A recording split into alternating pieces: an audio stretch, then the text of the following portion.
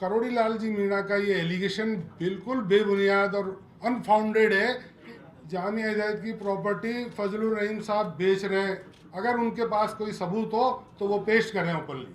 हम पेश कर रहे हैं।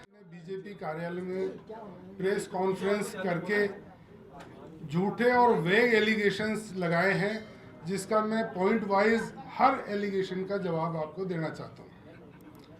पहला एलिगेशन तो उन्होंने ये लगाया कि वक्फ की जामिया हिदायत की प्रॉपर्टी फजलुर रहीम साहब बेच रहे हैं।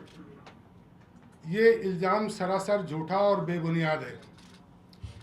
जामिया हिदायत की वक्फ प्रॉपर्टी, जामिया हिदायत वक्फ सन 1972 में फजलुर रहीम के फादर ने क्रिएट किया था रजिस्टर्ड इंस्ट्रूमेंट के ज़रिए, जो कि सब रजिस्ट्रार जयपुर सिटी में 11/12/1972 को रजिस्टर कराया गया था, जिसमें वो खुद मुतवल्ली थे। उनके साथ उनके दो बेटे फजलुर रहीम और अताउर रहीम साहब मुतवल्ली थे।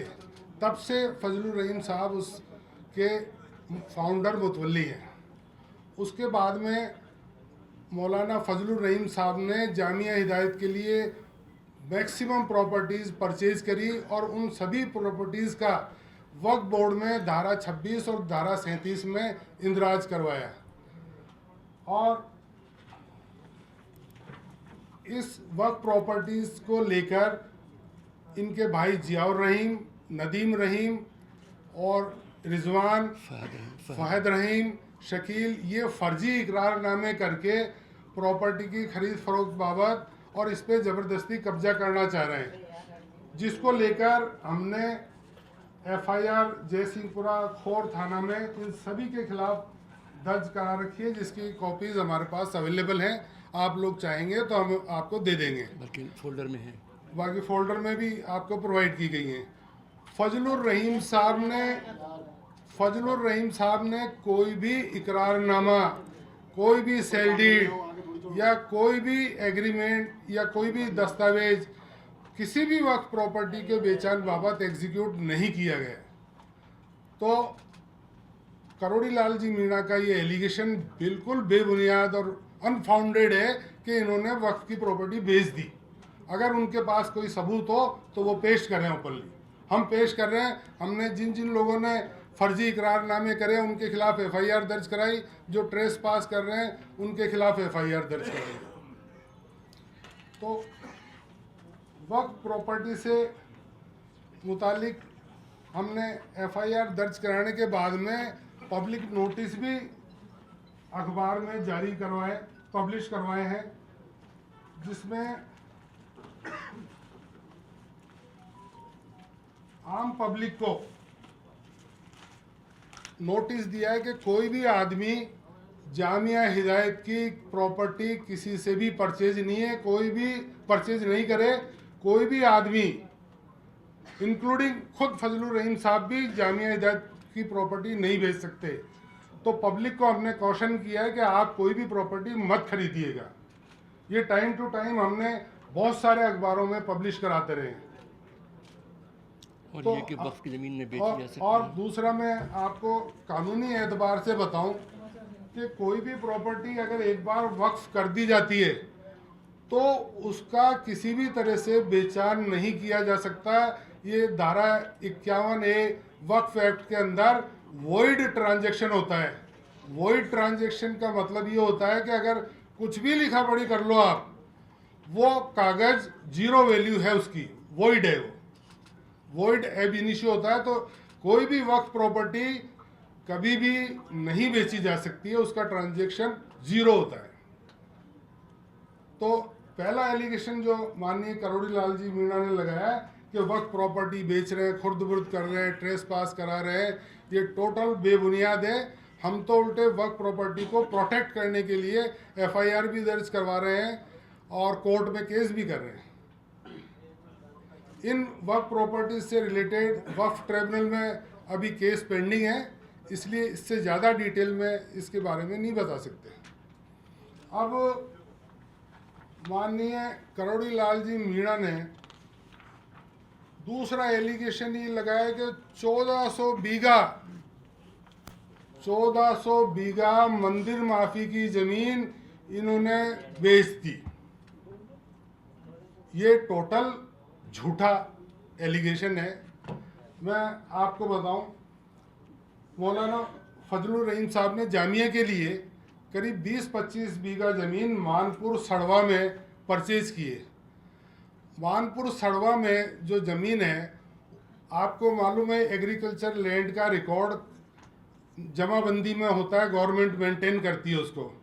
जमाबंदी में जो रिकॉर्डेड खातेदार है, जमाबंदी में जो रिकॉर्डेड खातेदार है, उससे रजिस्टर्ड सेल डीड के जरिए इन्होंने 20-25 बीघा ज़मीन खरीदी है। उसके बाद उसको रेवेन्यू रिकॉर्ड में नामांतरण करवा के जामिया के नाम दर्ज कराई है, जिसकी सेल डीड और नामांतरण के कागज हमारे पास ओरिजिनल मौजूद है। जमाबंदी, रजिस्टर्ड डॉक्यूमेंट और सेल डीड सब सारी मौजूद है। ये 1400 बीघा का फिगर मंदिर माफी की ज़मीन का टोटल फेक है, झूठा है। और इसके बारे में भी एडिशनल कलेक्टर नंबर 2 के यहाँ रेफरेंस पेंडिंग है, जो केस चल रहा है। मंदिर माफी की ज़मीन के लिए मैं आपको कानूनी स्थिति एक बार बता दूं। 1952 में Rajasthan land reforms and resumption of Jagir act 1952 आया था। उसमें जो भी जागीरदार थे उस वक्त, उनकी सबकी जागीरदारी ख़त्म करके गवर्नमेंट ने वो सारी ज़मीनें एक्वायर कर ली थी। सिर्फ उन ज़मीनों पर जो काश्तकार खेती कर रहे थे उनको खातेदारी राइट्स दिए गए थे, और उन खातेदारी राइट्स जिनको मिले थे उनको बेचने का अधिकार था उस प्रॉपर्टी का। उन खातेदारों से आगे ज़मीन खरीदी है, उसका मंदिर माफ़ी से कोई लेना देना नहीं है। मंदिर माफ़ी की ज़मीन तो 1952 के एक्ट के तहत गवर्नमेंट में वेस्ट हो गई। इसलिए माननीय करोड़ी लाल जी का ये एलिगेशन के मंदिर माफ़ी की ज़मीन पे इन्होंने कब्जा कर लिया, ये टोटल फॉल्स और इनकरेक्ट स्टेटमेंट है। तो क्या सर आप उनको मुकदमा करेंगे? एक मिनट अभी हम ये प्रेस कॉन्फ्रेंस कंक्लूड कर लें, उसके बाद आप लोग क्वेश्चन कीजिए।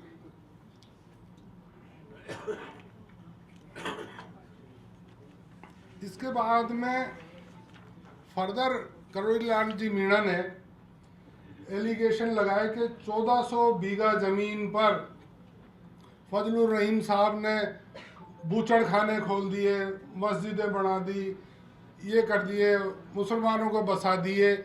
ये टोटल झूठा एलिगेशन है।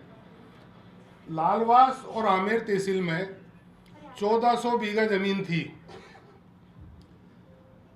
आज़ादी के बाद में जब गवर्नमेंट ऑफ राजस्थान बनी, उस वक्त ये 1400 बीघा ज़मीन उस वक्त के राज दरबार, जयपुर राज दरबार की मिल्कियत थी। इस 1400 बीघा ज़मीन में से 152 बीघा ज़मीन जामिया हिदायत ने उस ज़मीन के जो पट्टेदार थे, राजा ने जिनको पट्टे दिए थे, उन पट्टेदारों से 152 बीघा, सिर्फ 152 बीघा ज़मीन खरीदी थी। उस 1400 बीघा ज़मीन को गवर्नमेंट ऑफ राजस्थान ने गलत गैरकानूनी तरीके से सीआरपीएफ को और राजस्थान पुलिस को अलॉट कर दी थी 1400 बीघा ज़मीन जून 1990 में, जिसके खिलाफ हमने राजस्थान हाई कोर्ट में केस दायर किया था। और राजस्थान हाई कोर्ट की डिवीज़न बेंच ने स्पेशल अपील रिट 500/2009 में हमारी अपील मंजूर करके जामिया हिदायत को 152 बीघा ज़मीन का मालिक माना था। इस फैसले के खिलाफ गवर्नमेंट और सीआरपीएफ, जेडीए, इन्होंने सुप्रीम कोर्ट में एसएलपी दायर कर रखी है। उस एसएलपी में माननीय सुप्रीम कोर्ट ने यथास्थिति बनाए रखने के आदेश पारित किए हैं। हमारी जो 152 बीघा ज़मीन है वो आज भी ओपन लैंड है, उसके ऊपर कोई कंस्ट्रक्शन नहीं है। बाकी की 1250 बीघा ज़मीन है, उसका हमारे से कोई संबंध नहीं है। हम सिर्फ 152 बीघा ज़मीन के मालिक हैं और सुप्रीम कोर्ट के आदेश की पालना में हमने उसके ऊपर कोई कंस्ट्रक्शन नहीं कराया। वो आज भी लैंड ओपन लैंड है, उस पर कोई भूचड़खाना, मस्जिद वगैरह ऐसी चीज़ें नहीं है। इन्होंने बेबुनियाद झूठे एलिगेशन लगाए। ये कोर्ट का फैसला है, हाई कोर्ट की डबल बेंच का। हाई कोर्ट की डिवीजन बेंच का फैसला है 500/2009 DB civil special appeal writ, और इस फैसले की तारीख है 11 जनवरी 2010।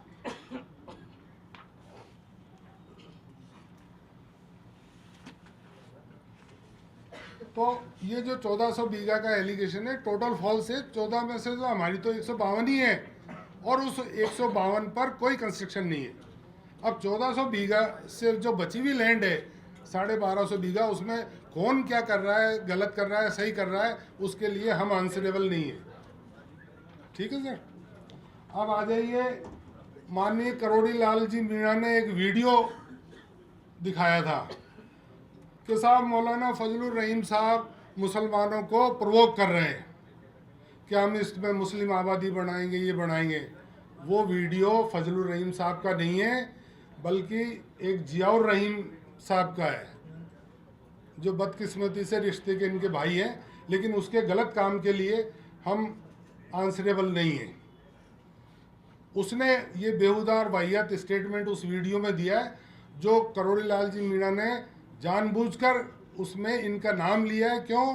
क्योंकि ये all India Muslim personal law board के जनरल सेक्रेटरी हैं और वक्फ अमेंडमेंट बिल के लिए विरोध कर रहे हैं, उसमें जो गैरकानूनी प्रोविजन है उनको अपोज कर रहे हैं।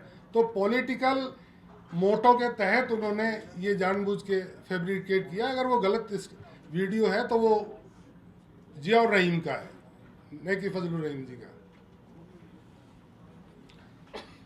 आगे उन्होंने फिर एक बहुत हल्का बेहुदा बचकाना स्टेटमेंट दिया है कि मानपुर सड़वा में एक नया पाकिस्तान बनाया जा रहा है।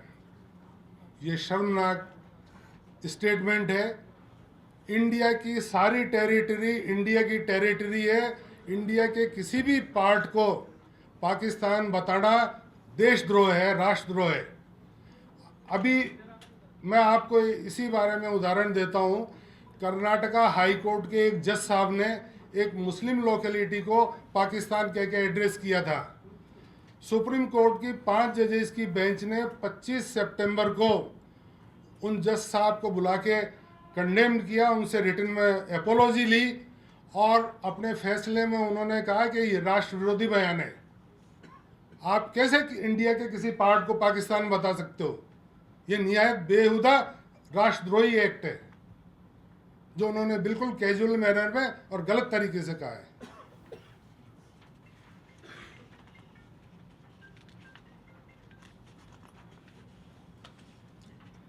इसके अलावा उन्होंने एलिगेशन लगाए कि ये जामिया हिदायत ट्रस्ट और मौलाना अब्दुल रहमान एजुकेशनल ट्रस्ट खाड़ी और विदेशी से हजारों करोड़ सालाना चंदा ला रहे हैं, FCRA का वॉयलेशन कर रहे हैं।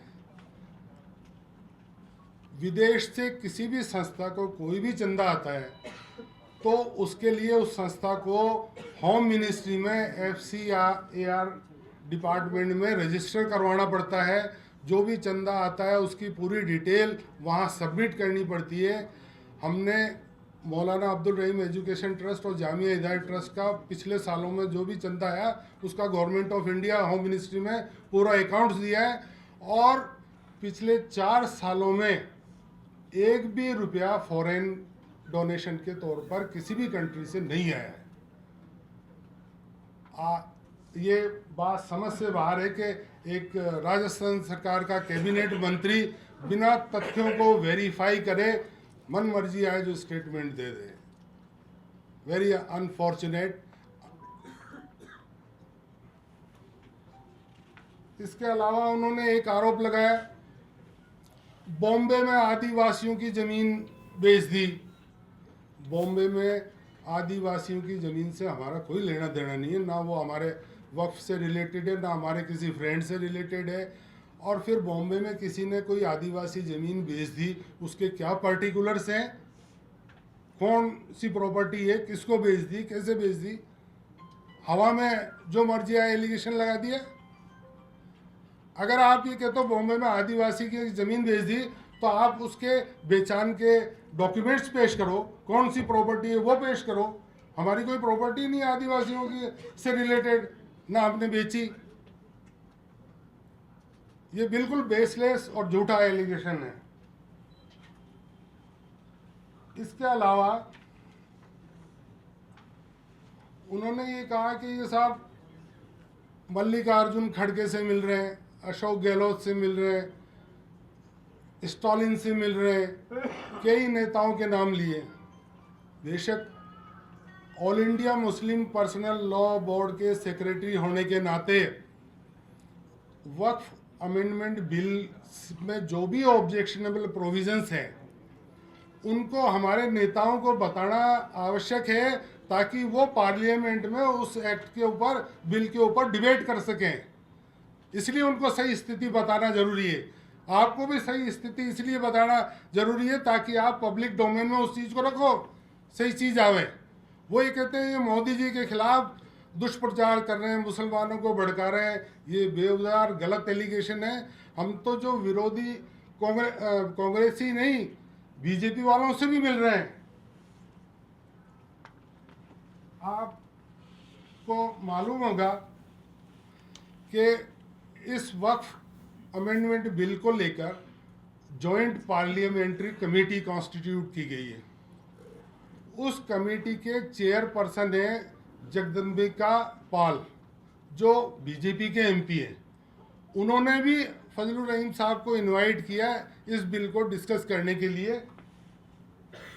ये उनके साथ फोटो है। एक मिनट दिखा दीजिए, एक मिनट।